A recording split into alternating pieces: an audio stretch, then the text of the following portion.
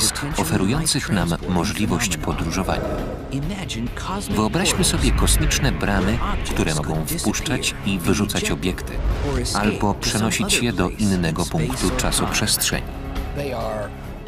Najpewniej taka podróż zakończy się zagładą. Można wpaść do czarnej dziury lub trafić przez tunel na drugi koniec wszechświata. Mogą cię zniszczyć wyrzutki z białej dziury. Zajmiemy się poszukiwanymi przez naukowców fantastycznymi obiektami, czarnymi i białymi dziurami oraz tunelami czasoprzestrzennymi. Czy to wytwory wyobraźni, czy może obiekty potwierdzone naukowo? Kosmos. Tajemnice wszechświata. Czarne dziury. Tajemnica tuneli czasoprzestrzennych. Wszechświat to skarbnica możliwości. Szukamy pojazdu, który dotrze w dowolny jego zakątnik. To nie będzie statek kosmiczny, tylko tunel czasoprzestrzenny. Teoretyczny skrót między punktami odległymi w czasie i przestrzeni. Tunele czasoprzestrzenne przypominają metro. Wchodzi się w dziurę, jedzie tunelem i wysiada przez inny otwór na drugim końcu miasta. Tunel czasoprzestrzenny łączy różne odległe punkty wszechświata. Fizyk Clifford Johnson rozważa możliwość istnienia tuneli. Różnica między metrem a tunelem czasoprzestrzennym jest taka, że tym drugim można dotrzeć znacznie dalej niż normalnie podróżując w przestrzeni.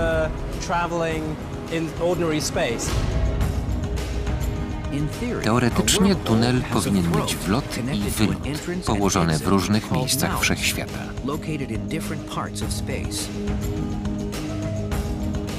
Tunel czasoprzestrzenny pozwoliłby przyspieszyć podróże. Do galaktyki Andromedy trzeba by lecieć z prędkością światła przez 600 tysięcy lat. Mam nadzieję, że kolejnym wielkim odkryciem astronomów będą tunele czasoprzestrzenne. Nie tylko dlatego, że fascynują takich jak ja, ale że mogą nas przerzucić w miejsca inaczej niedostępne. Gregory Benford łączy wiedzę z fantastyką na temat dalekiego kosmosu. Jest fizykiem i autorem ponad 30 powieści science fiction. Był świadkiem potwierdzenia wielu fantastycznych teorii. Ludzie chcieliby wiedzieć, czy tunele czasoprzestrzenne istnieją, czy są tylko matematyczną konstrukcją genialnego Einsteina.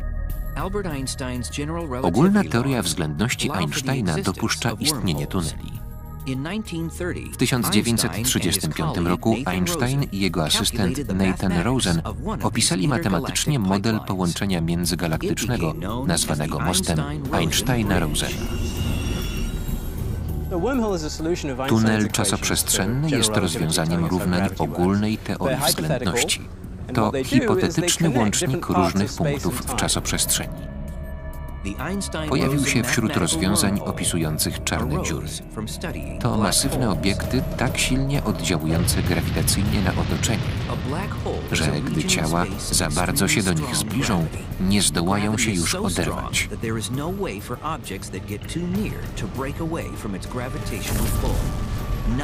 Nawet światło nie potrafi uciec z czarnej dziury.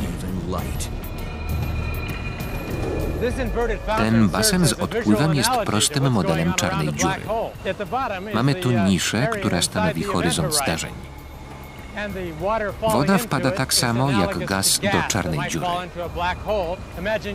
Gdyby ryba dotarła za blisko centrum, odpłynęłaby w niebyt bez szans na powrót. Einstein nie widział w tunelu metody podróżowania.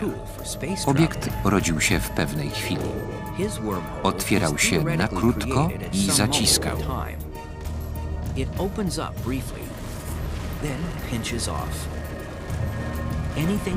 Wszystko, co do niego weszło, było miażdżone. Typowy tunel czasoprzestrzenny opisany równaniami jest mało stabilny. Po krótkim istnieniu znika. Należy jakoś przedłużyć mu życie. W roku 1962 udowodniono, że most Einsteina-Rosena jest nietrwały. Zainteresowanie tematem osłabło.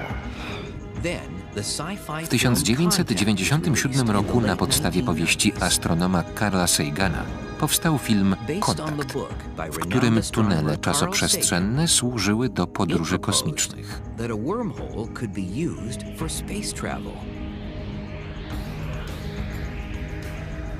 Książka Kontakt i jej adaptacja filmowa przybliżyły ideę tuneli czasoprzestrzennych zwykłym ludziom. Dzięki temu temat znów stał się popularny. Niejasna, teoretyczna koncepcja nie była traktowana przez fizyków poważnie do czasu, gdy Carl Sagan możliwie rzeczowo opisał jej konsekwencje. Odtąd specjaliści od ogólnej teorii względności biorą pod uwagę możliwość podróży przez tunel czasoprzestrzenny. Naukowcy zaczęli badać, czy mogą istnieć trwałe tunele inne niż rozwiązanie Einsteina.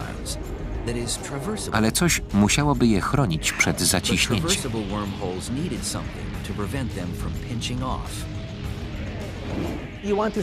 Należy ustabilizować tunel czasoprzestrzenny, żeby się nie zapadł i pozostał drożny.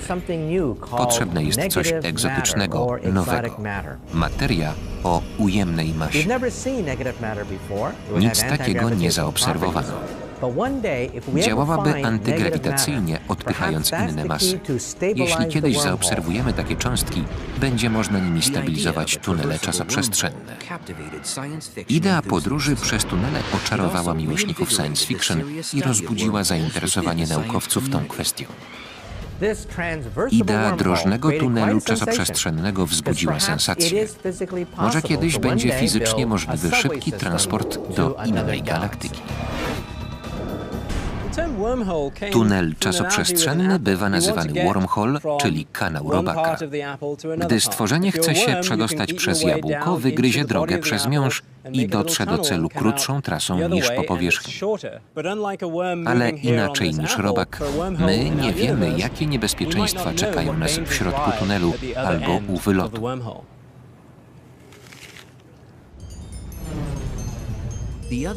Tunel czasoprzestrzenny może się kończyć w niebezpiecznej części wszechświata, zdominowanej przez dziwne zjawiska, a nawet w jądrze gwiazdy. Gdy odkryjemy tunel czasoprzestrzenny i będzie dość blisko nas, najpierw poślemy nim bezzałogową sondę, by poleciała tam i z powrotem. Może nawet dołączymy do niej linę, na wypadek, gdyby z jakiegoś powodu nie mogła wrócić sama. Fizycy nie znają zjawisk, które doprowadziłyby samorzutnie do powstania tunelu czasoprzestrzennego. A czy da się go stworzyć sztucznie? Jedną z rozważanych możliwości budowy tuneli czasoprzestrzennych byłoby rozdęcie ich z maleńkich obiektów stanowiących strukturę czasoprzestrzeni, fluktuujących zgodnie z zasadami mechaniki kwantowej.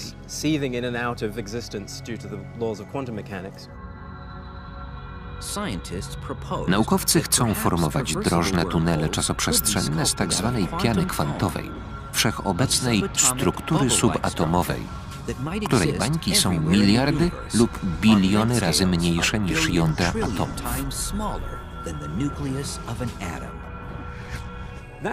To jest zasada całkowicie niedostępna dla naszej techniki, ale godna uwagi. Gdyby udało się stworzyć lub zlokalizować tunele czasoprzestrzenne, można by wykorzystać ich potencjał do turystycznych podróży w czasie i przestrzeni.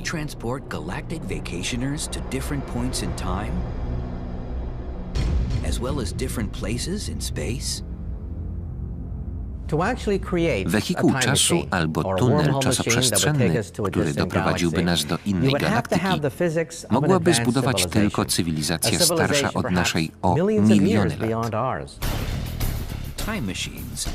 Wehikuły czasu zajmują filmowców od ponad 50 lat. Panowie, mówię o podróżowaniu w czasie pojazdem stworzonym właśnie w tym celu. Ale czy tunel czasoprzestrzenny przeniesie nas w czasie?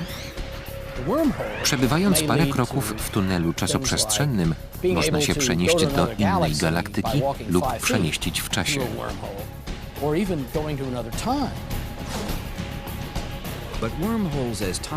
Tunel czasoprzestrzenny jako wehikuł czasu wzbudza wiele wątpliwości.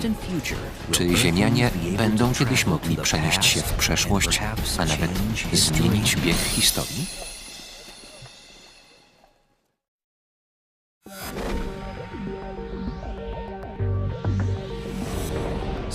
Teorie uważane dziś za science fiction będą kiedyś podobną oczywistością jak fakt, że Ziemia jest okrągła. Prawa fizyki nie wykluczają istnienia tuneli łączących odległe punkty czasu i przestrzeni.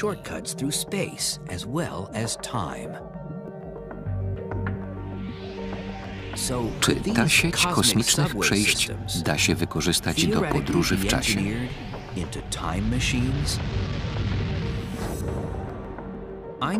Zgodnie z ogólną teorią względności Einsteina, podróż do przyszłości jest możliwa.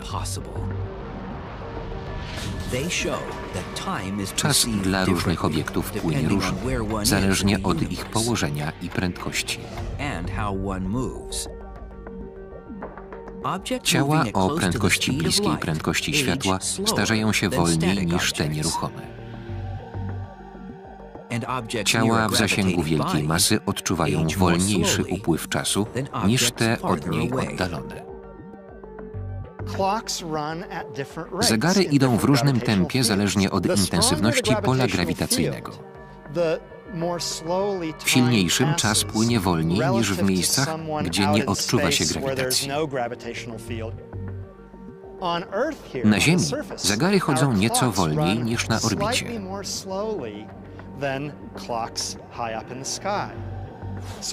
Weźmy na przykład satelity GPS.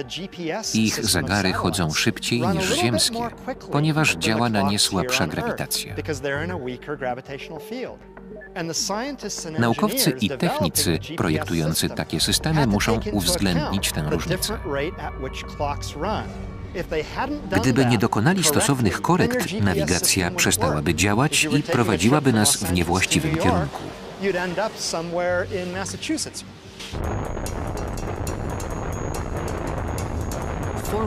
Hipotezę o podróżach w przyszłość zweryfikowano za pomocą dokładnych zegarów atomowych.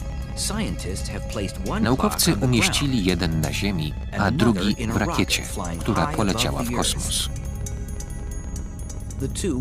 Przy użyciu radia sprawdzono różnicę wskazywanego czasu. Zegar w pojeździe tykał szybciej. Tutaj mój zegarek chodzi wolniej niż zegarek astronauty w rakiecie daleko od Ziemi. Jego czasomierz chodzi szybciej, a on szybciej dotrze do przyszłości. Fizycy rozważali, czy tunel czasoprzestrzenny może przenieść nas nie tylko w przyszłość, ale też w przeszłość. Załóżmy istnienie tunelu prowadzącego z Ziemi do centrum naszej galaktyki. Z zewnątrz upływ czasu przy wlocie byłby szybszy niż przy wylocie.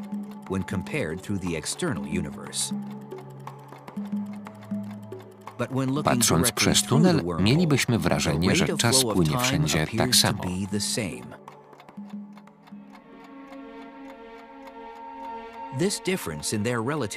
Różnica w prędkości upływu czasu obserwowanej z zewnątrz i przez tunel sprawia, że można go uznać za wehikuł czasu.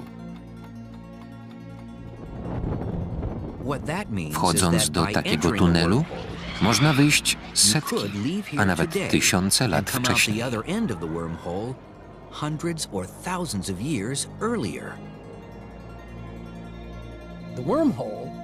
Za sprawą tunelu czasoprzestrzennego można się przenieść do innej galaktyki, a nawet w inne czasy. Przez tunel czasoprzestrzenny można cofnąć w czasie informacje, a nawet ludzi.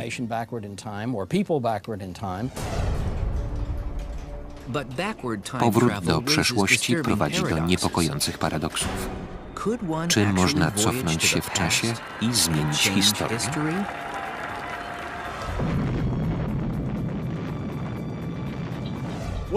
Z podróżami w czasie wiąże się wiele problemów opisanych paradoksami. Najsłynniejszy jest paradoks dziadka. Czy mogę cofnąć się w czasie i zabić swojego dziadka, zanim spłodzi mojego ojca? Wówczas nie urodzi się ani mój ojciec, ani ja, więc nie będę mógł się cofnąć w czasie. Załóżmy, że cofnąłem się w czasie i poznałem moją mamę, gdy była nastolatką, zanim mnie urodziła. Rozkochałem ją w sobie, a ona odtrąciła konkury mojego ojca, więc nie mogło dojść do moich narodzin. Napotykamy wielkie problemy natury praktycznej. Jeśli któregoś dnia do waszych drzwi zapuka osoba podająca się za waszą prawnuczkę, która wróciła z odległej przyszłości, żeby poznać sławnego przodka, nie zatrzaskujcie drzwi.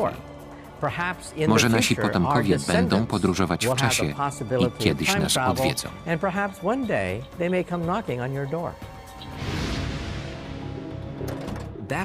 Podróże do przeszłości natchnęły wielu scenarzystów science fiction. Jeśli ta maszyna może to, co opisałeś, zniszcz ją, zanim ona zniszczy ciebie. Prawa fizyki nie wykluczają istnienia tuneli czasoprzestrzennych. Ale co mówią na temat zmieniania historii? Być może prawa fizyki nie wykluczają podróży w czasie, dopóki nie zakłócają one spójności wszechświata. Z tego powodu można uznać, że biegu historii nie da się zmienić. Nie można zapobiec swojemu powstaniu, jak w paradoksie dziadka. Nie wiemy, czy przez tunel czasoprzestrzenny można podróżować w czasie. Część naukowców twierdzi, że próba użycia go w tym celu może go zniszczyć. Połączenie tunelem czasoprzestrzennym dwóch różnych epok może skończyć się narastaniem promieniowania, którego w efekcie zniszczy i zniweczy plan podróży w czasie. Zapewne właśnie w ten sposób świat broni się za pomocą praw fizyki przed licznymi paradoksami i dziwnymi zjawiskami, które byłyby dziełem wehikułów czasu. Podróż przez tunel czasoprzestrzenny to ryzykowna sprawa. Nie wiadomo, czy nagle w tym procesie nie zmienisz się w kulę gazu na skutek działania siły grawitacji utrzymującej tunel. Prawdopodobnie ma ona wielką moc. Nie da się kategorycznie stwierdzić, że tunel czasoprzestrzenny nie może działać, ani że nigdy nie opanujemy tego zjawiska. Te sprawy dotyczą sił, energii i wiedzy, do których obecnie nie mamy dostępu. Opisano też inne obok tunelu czasoprzestrzennego zjawisko, jeszcze nie zaobserwowane, ale dopuszczalne z punktu widzenia ogólnej teorii względności. Jest to biała dziura. Czarna dziura przypomina odpływ, przyciąga i zasysa różne przedmioty. Biała dziura działa na odwrót. Obiekty z niej wypadają jak woda z fontanny. Biała dziura to jednorożec, zjawisko, którego nikt nie zaobserwował. Ma pewne cechy czarnej dziury, ale działa na odwrót. Można ją zobrazować, odtwarzając od końca film rejestrujący historię czarnej dziury, zasysającej materię za horyzont zdarzeń. Biała dziura wygląda tak jak czarna, oglądana od końca. We wszechświecie zaobserwowano czarne dziury zgodne z naszymi wyobrażeniami. Ciekawe, czy istnieją białe. Gdy odkryto pierwsze kwazary, sądzono, że to białe dziury. Dlaczego? Bo emitują wielkie ilości energii. Prawdziwej białej dziury jeszcze nie zauważono. Pewna szkoła głosi, że zjawiska, które są możliwe, na pewno gdzieś zachodzą. Zgodnie z tym przekonaniem we wszechświecie da się znaleźć białe dziury. Jeśli w przyrodzie występują białe dziury, to mogły odegrać istotną rolę w pierwszych chwilach istnienia wszechświata, a może nawet go ukształtowały.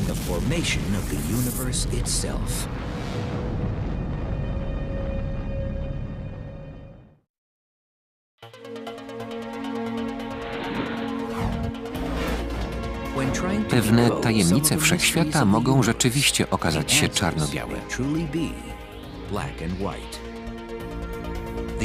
Wszechświat narodził się z wielkiego wybuchu, ognistej kuli energii, rozszerzającej się z punktowej osobliwości początkowej.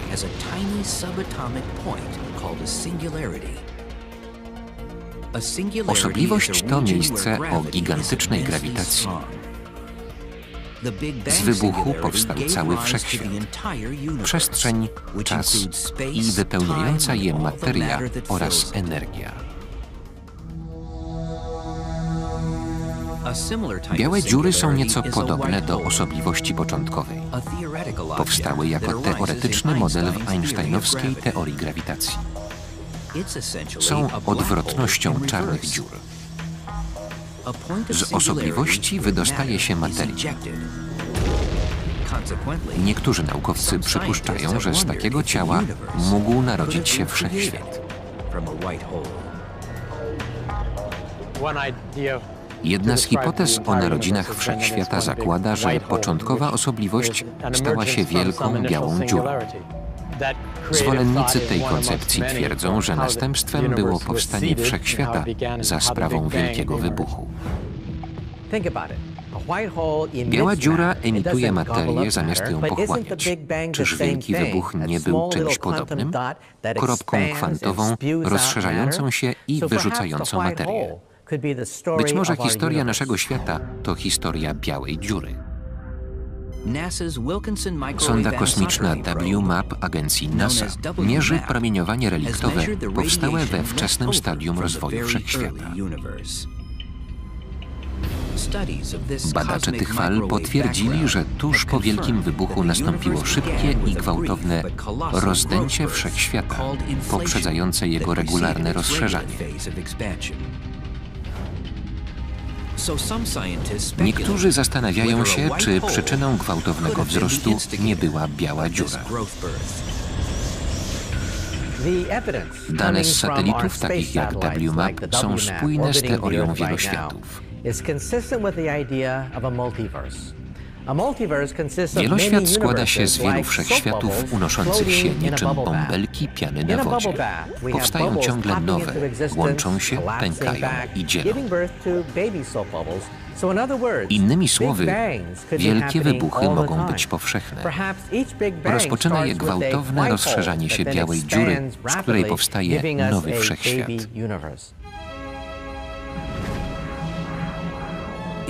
Nie stwierdzono, czy istnieją inne wszechświaty, a tym bardziej, czy powstały z białych dziur. Choć na razie białe dziury istnieją jedynie w teorii, naukowcy dowiedli, że w przyrodzie byłyby bardzo nietrwałe. Szybko by się zapadły, przekształcając w czarne dziury. Prawdopodobnie białe dziury odegrały ważną rolę, choć istniały bardzo krótko. Ale nawet wówczas mogły wpłynąć na przyszłość wszechświata. Trudno zweryfikować tę tezę, ale nie można jej też obalić. Białe dziury są owocem wyobraźni bez rzeczowych podstaw. Wątpię, by obecnie istniały. Ale kiedyś nie wierzono również w czarne dziury. Białe dziury mogły, choć niekoniecznie, powstać u zarania wszechświata. Za to czarne dziury to nie science fiction. Ich istnienie potwierdzono naukowo. Astronomowie wiedzą, że te wirujące spirale powstały po śmierci wielkich gwiazd. Gdy masywna gwiazda nie ma już czego spalać, nie może wytrzymać siły własnej grawitacji.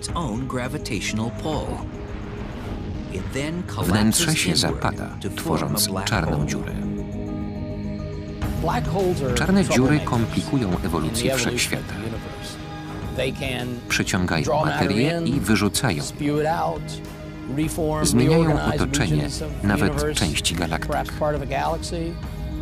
Czarne dziury organizują widowisko. Są wielkie, potężne i niepowstrzymane. Trudno zauważyć czarną dziurę, ponieważ jest po prostu czarna. Można za to dostrzec, jak oddziałuje na inne ciała.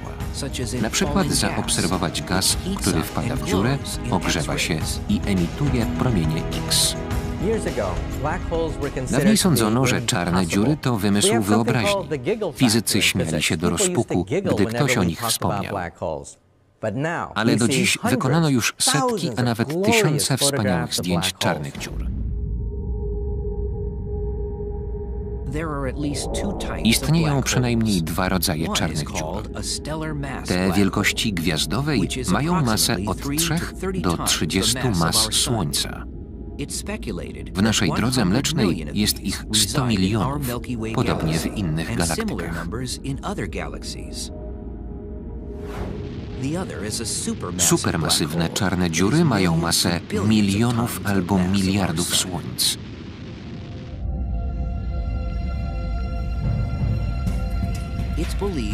Taki kolos tkwi przypuszczalnie w centrum każdej galaktyki. W naszej jest taka. Mniejsze i większe czarne dziury są ogromnie żarłoczne.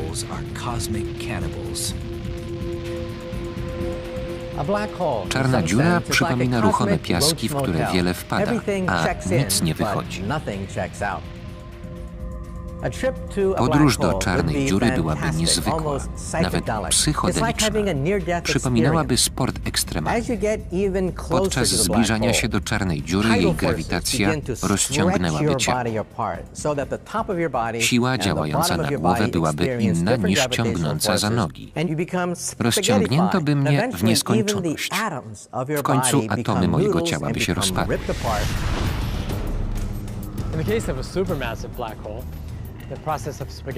W przypadku supermasywnej czarnej dziury ten proces przebiega nieco inaczej.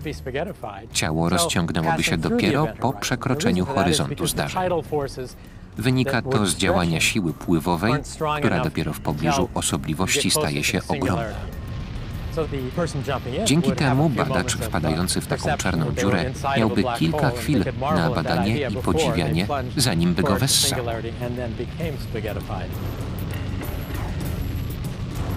Jeśli kogoś nie przeraża jedna czarna dziura, to może weźmiemy dwie, walczące o dominację.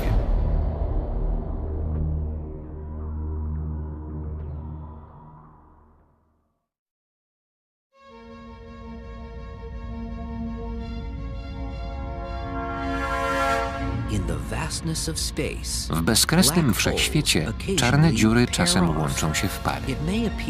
Wydaje się, że to swego rodzaju kosmiczne współgranie. Duet czarnych dziur jest jednak daleki od równowagi. Gdy dwie czarne dziury za bardzo się do siebie zbliżą, nie mogą już uciec. Zaczynają krążyć dookoła siebie jak gwiazdy wielokrotne. Dwie czarne dziury w końcu się zderzą i zleją w jedność. Uważa się, że połączenia czarnych dziur są dość powszechne. Dziury zwykle krążą wokół siebie, zmniejszając orbitę. W końcu zleją się w całość.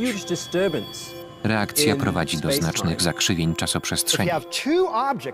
Dwa obiekty silnie zakrzywiające czasoprzestrzeń nagle łączą się w jedno. W tym zjawisku powstają silne fale i emitowana jest wielka energia.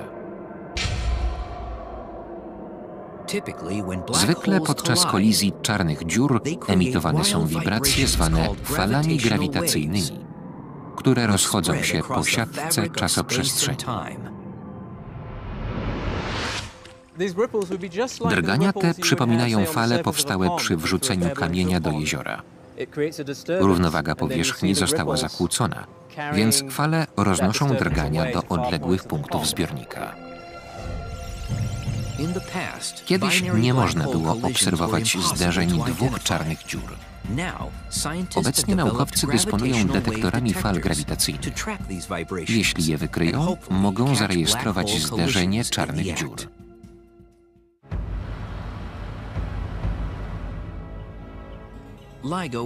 LIGO jest naziemnym obserwatorium i służy do namierzania fal grawitacyjnych powstałych przy zderzeniu czarnych dziur o masie kilku słońc.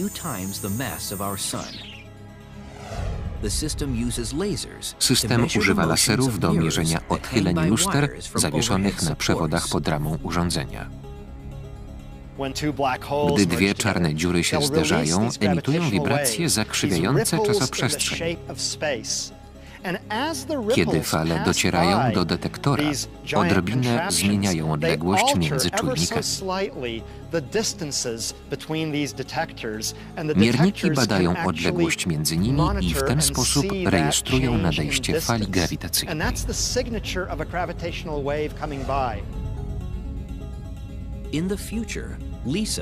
NASA i Europejska Agencja Kosmiczna powołały projekt LISA, by zbudować detektor wychwytujący fale ze zderzeń supermasywnych czarnych dziur. Następują one w trakcie przenikania galaktyk. W tym procesie dwie ogromne czarne dziury, znajdujące się w ich środkach, zbliżają się i formują nową, jeszcze większą, w centrum nowo powstałej galaktyki. Jeśli zderzenie dwóch supermasywnych czarnych dziur nie robi na kimś wrażenia, rozważmy kolizję trzech. W styczniu 2007 roku amerykańskie i europejskie satelity wykryły tercet czarnych dziur w gwiazdozbiorze Panny 10 miliardów lat świetlnych od Ziemi. Tak naprawdę były to trzy kwazary, niezwykłe obiekty, które prawdopodobnie czerpią energię z czarnych dziur leżących w centrach galaktyki. Dzieliło je 100–150 tysięcy lat świetlnych, tyle ile wynosi szerokość Drogi Mlecznej.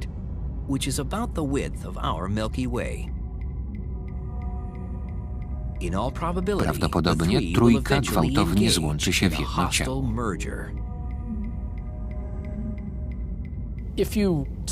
Gdy na skutek zderzenia dwóch wielkich galaktyk eliptycznych spotkają się trzy supermasywne czarne dziury, nastąpi prawdziwy kataklizm. Dwie dziury mogą połączyć siły i wyrzucić trzecią z układu. Oddziaływanie grawitacyjne między trzema ciałami może doprowadzić do wyrzucenia jednej z supermasywnych czarnych dziur poza horyzont zdarzeń pozostałych dwóch, które niechybnie się połączą.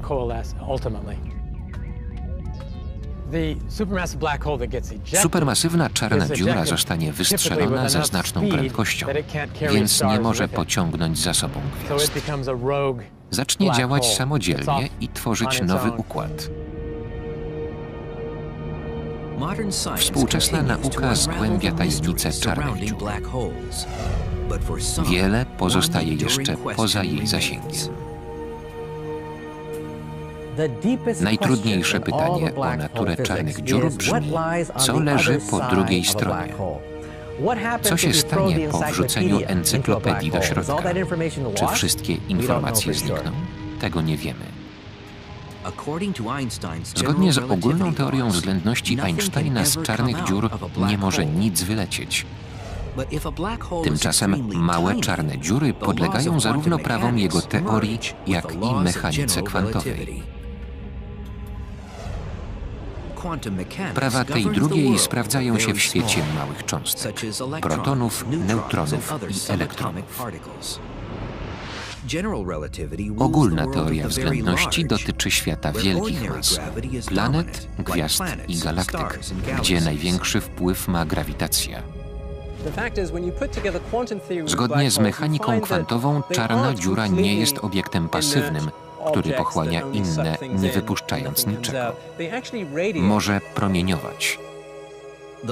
Promieniujące czarne dziury są zwane małymi, bo nie dorastają do pięt czarnym dziurom powstałym z gwiazd i tym supermasywnym.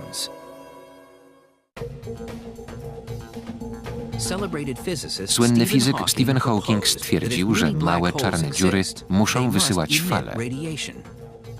Odkryto je i nazwano promieniowaniem Hawkinga. Według niektórych takie czarne dziury będą zanikać, aż w końcu wyparują.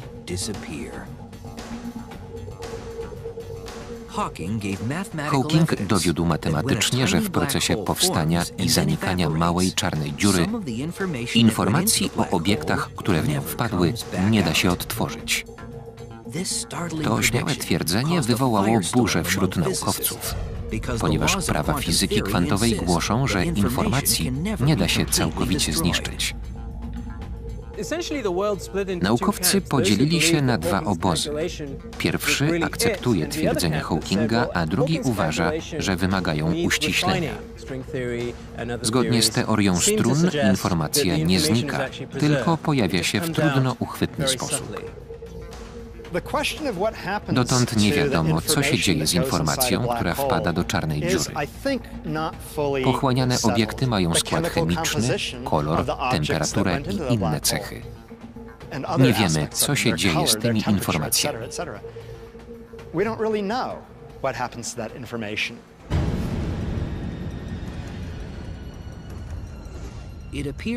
Nie wydaje się możliwe, żeby naukowcy zdołali wejść do czarnej dziury, opuścić ją żywi i zameldować o odkryciach. Współpraca całego świata nauki pomogła za to uczynić inny krok, zbliżający nas do tajemnicy. Stworzyć małe czarne dziury na Ziemi.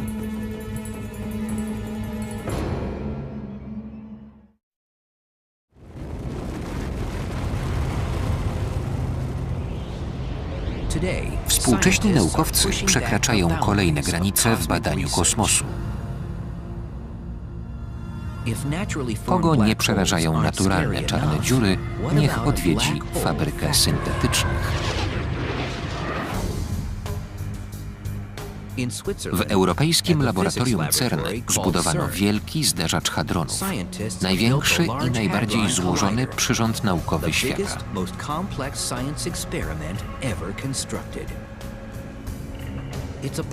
Ten akcelerator cząstek ma długość 27 km. Może zderzać i łączyć cząstki elementarne, odtwarzając na małą skalę zjawiska zaistniałe mikrosekundy po wielkim wybuchu. Maszynę zaprojektowano i zbudowano po to, aby zweryfikować ważne tezy z zakresu fizyki kwantowej. Urządzenie koncentruje tak wielką energię, że fizycy mogą poznać naturę zdarzeń cząstek, a nawet stworzyć małe czarne dziury. Może zaobserwujemy mikroskopijne czarne dziury powstające po zderzeniu cząstek o wielkiej energii. Przyjrzymy się im, chociaż szybko znikają. Badając produkty rozpadu, uzyskamy dane o grawitacji kwantowej. Nie sądziliśmy, że za naszego życia będzie to możliwe. Wizja produkcji czarnych dziur zasiała strach i podejrzliwość. Czy mogłyby wyrwać się spod kontroli i pochłonąć Ziemię? Promieniowanie kosmiczne silniej oddziałuje na Ziemię niż mikroskopijne czarne dziury. Nie są one szkodliwe. Nie pożrą Ziemi. Zderzacz hadronów nie jest narzędziem zagłady. Podobny strach przed czarnymi dziurami pojawił się w USA. W Brookhaven już wcześniej prowadzono eksperymenty w mniejszym akceleratorze. W kanale zderzacza ciężkich, relatywistycznych jonów RH i C atomy złota wpadają na siebie, osiągnąwszy 99,9% prędkości światła.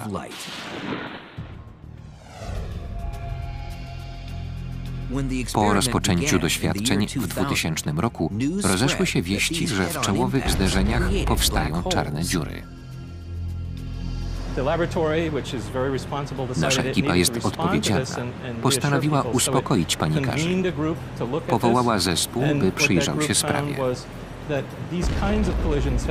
Stwierdził, że takie kolizje są powszechne we wszechświecie i nie stanowią zagrożenia. Przez pryzmat modelu matematycznego można stwierdzić, że powodujemy zderzenia w warunkach podobnych do tych, w których powstają czarne dziury. Rzecz jasna, nic nam nie grozi.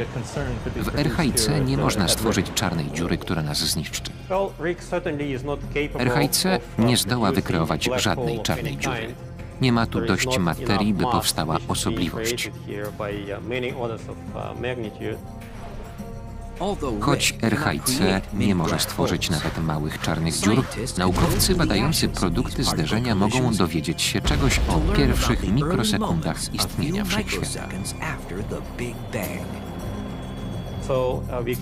Z wyników badań możemy wywnioskować, co się stało krótko po wielkim wybuchu i czy powstały w nim pierwsze czarne dziury.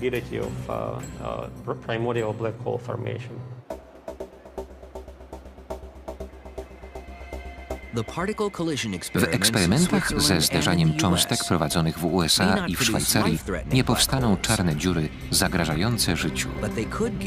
Dzięki badaniom dowiemy się, czy informacja może wrócić z małej czarnej dziury, a nawet jak powstał wszechświat. Te laboratoria sprawdzają, do którego momentu obowiązuje teoria Einsteina i jak dużo potrzeba energii, by równania straciły znaczenie. Z tego powodu mikroskopijne czarne dziury pomogą nam wyjść poza przewidywania Einsteina. Fizycy wciąż próbują zgłębić tajemnice spowijające czarne dziury i szukają śladów białych dziur oraz tuneli czasoprzestrzennych. Chcą przesunąć granice poznania. Białe dziury, tunele czasoprzestrzenne i czarne dziury są zwykle drogą do zagłady. Nikt nie chce dotrzeć w pobliże tych obiektów, a podróż byłaby bardzo droga. Trudno je zaobserwować we wszechświecie i tylko o jednym, czarnej dziurze, wiemy na pewno, że istnieje. Występowanie pozostałych wciąż jest tylko hipotezą. To jednorożce astronomii. W historii fizyki nieraz bywało tak, że twierdzenie lub wynik obliczeń uznawano za wybryk wyobraźni, a potem okazywało się, że są poprawne. Weźmy na przykład czarne dziury. Być może białe dziury i tunele czasoprzestrzenne mają swe miejsce w przyrodzie i kiedyś je odkryjemy. Wersja polska Studio Publishing na zlecenie Amercom S.A. Tekst Jakub Szpetulski-Łazarowicz. Konsultacja Zbigniew Gawryś. Czytał Andrzej Leszczyński.